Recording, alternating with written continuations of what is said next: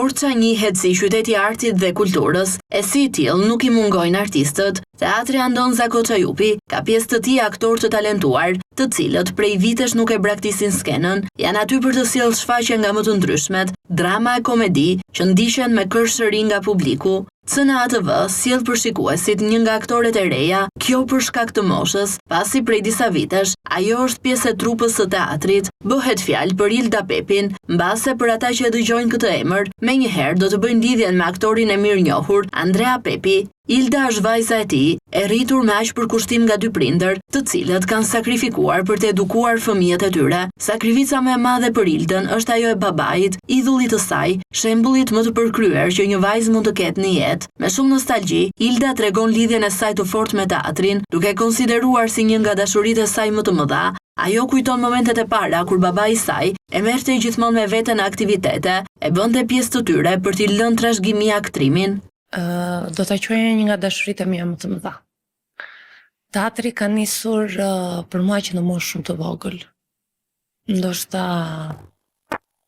edhe një plak për të shëruar ka qenë teatri për mua. Kur unë kam qenë e vogël, babain tim e ka hequr nga teatri, është një nga gjërat që mua më emocionon më shumë edhe që më dhem më tepër. Edhe ai më ka mësuar të recitoj. Kur në kohë të vështira, sepse në 92 ishte një periudhë shumë e vështirë në Shqipëri, kur nëna qepte edhe baba i shiste në pazar për t'ja dalë për të na rritur ne sakrificat e prindërve tanë, babi më ngjiste në varet e dëshmorëve dhe më mësonte aty që të recitoja, të këndoja, të kërceja.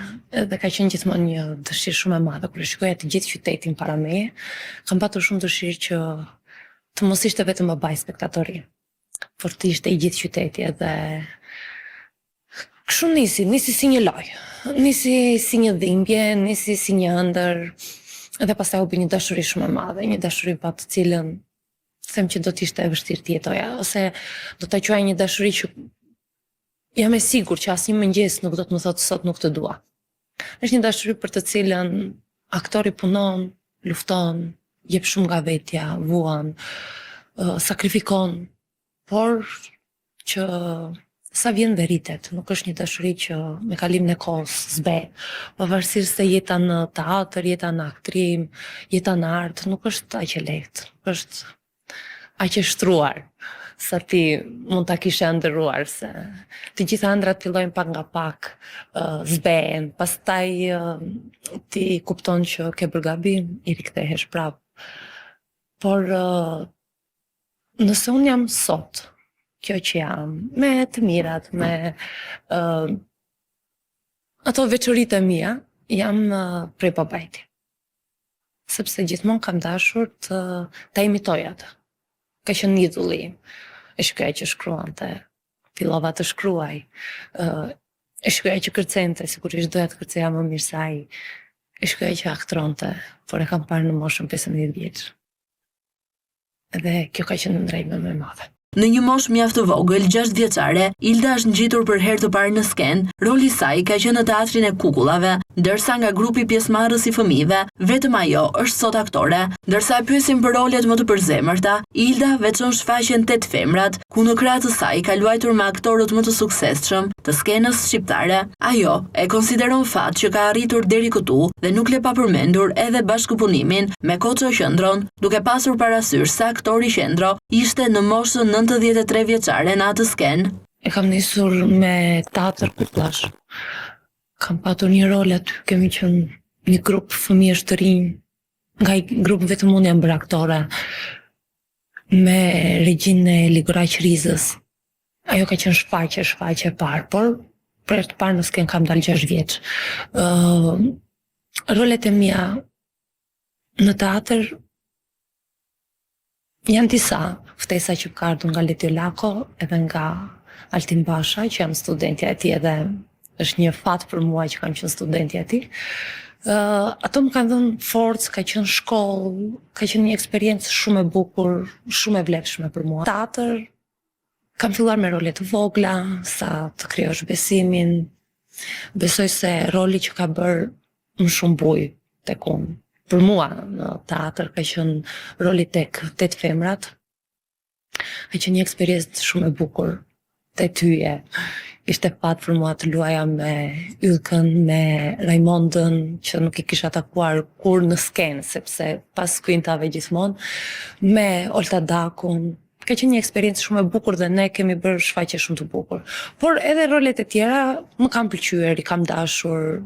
Roli me Koço Qëndron, me një 93 vjeçar në skenë, emocion shumë i bukur. Rolet janë të bukura dhe ne i duam fort. Pastaj eksperiencat dhe kënaqësinë që ke për ta kujtuar apo jo varet nga ekipi që ti merr pjesë.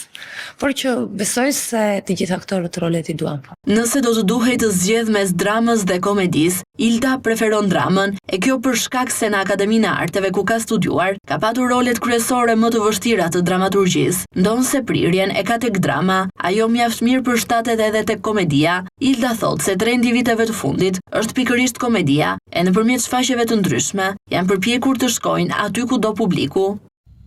I kam shumë qejf dramat. Takimi mbas 8 vitesh që isha shkëputur me Altin Bashën, me një vepër shumë të bukur, monolog me shumë emocion. Ndoshta për mua ishte historia e babait tim, për në zërin e një femre, sepse historitë e artistëve përsëriten. Më ka ringjallur shumë emocione të forta. Kam kuptuar që po bëja teatr, po. E ishte teatr. Pa mizansen, pa objekte, sepse vlera më e madhe e teatrit është fjala. Më ka lënë shije shumë të mirë ajo shfaqje. Altini më ka përgatitur gjatë gjithë kohës në akademi për dramë. Edhe më ka dhënë gjatë gjithë kohës rolet kryesore nga më të vështirat të dramaturgjisë. Shakespeare, antikitet, Zysh e dashur, kanë qenë role drame. Nuk përbalem shpesh me dramë. Ndoshta veprat që vendosim sot janë më tepër komedi për shkak sepse është bërë si trend që ne shkojmë kudo publiku dhe nuk e marrim publikun ta çojmë atje ku duam ne. Por drama për mua është më e preferuara.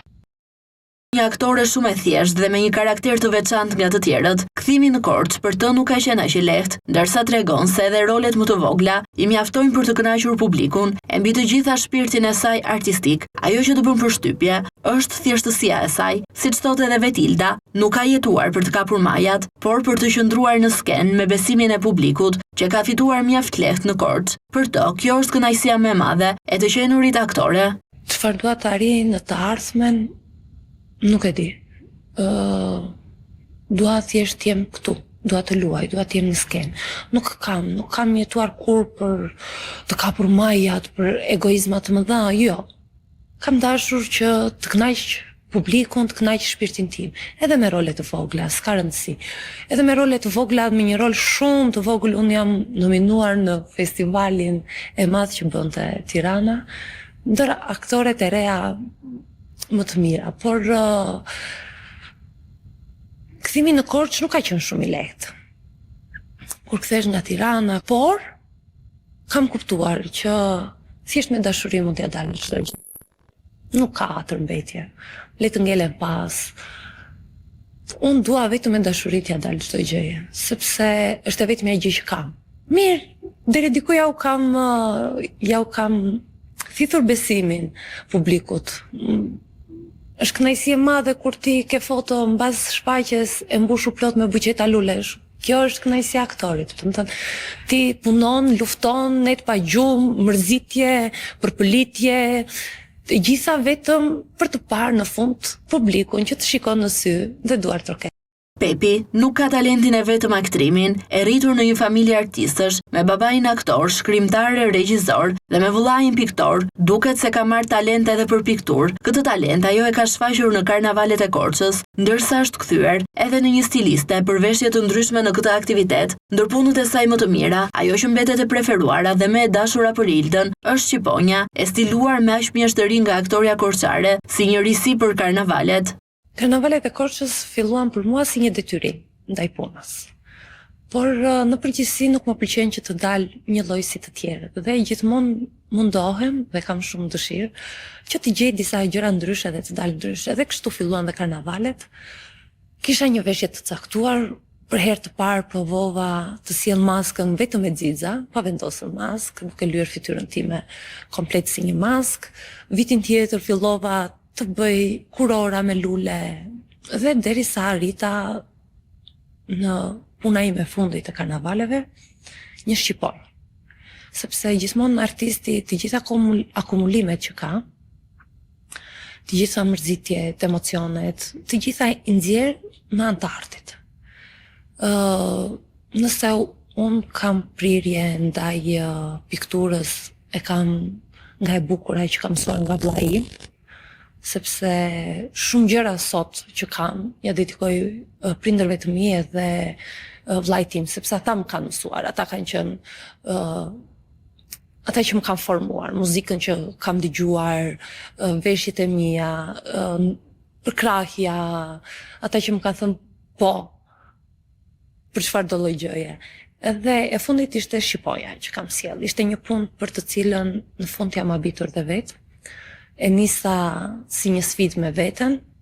E nisa për të thënë që ja ku jam, nuk më fshikni dot, kushdo që do të më fsheh. Nuk më fsheh dot, sepse unë me punë, vetëm me punë, mund t'ja arrijë. Dhe ishte një personazh shumë i bukur që u pëlqye shumë.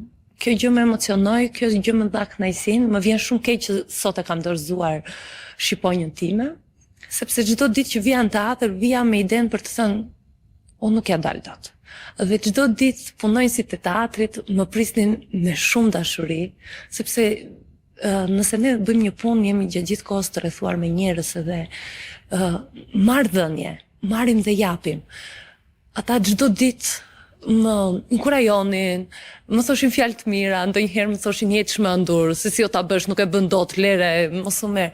Por them se mëngjesi im që takohesha me të gjithë punonjësit e teatrit, ka qenë një motivim shumë i fortë që unë t'ja dal në fund.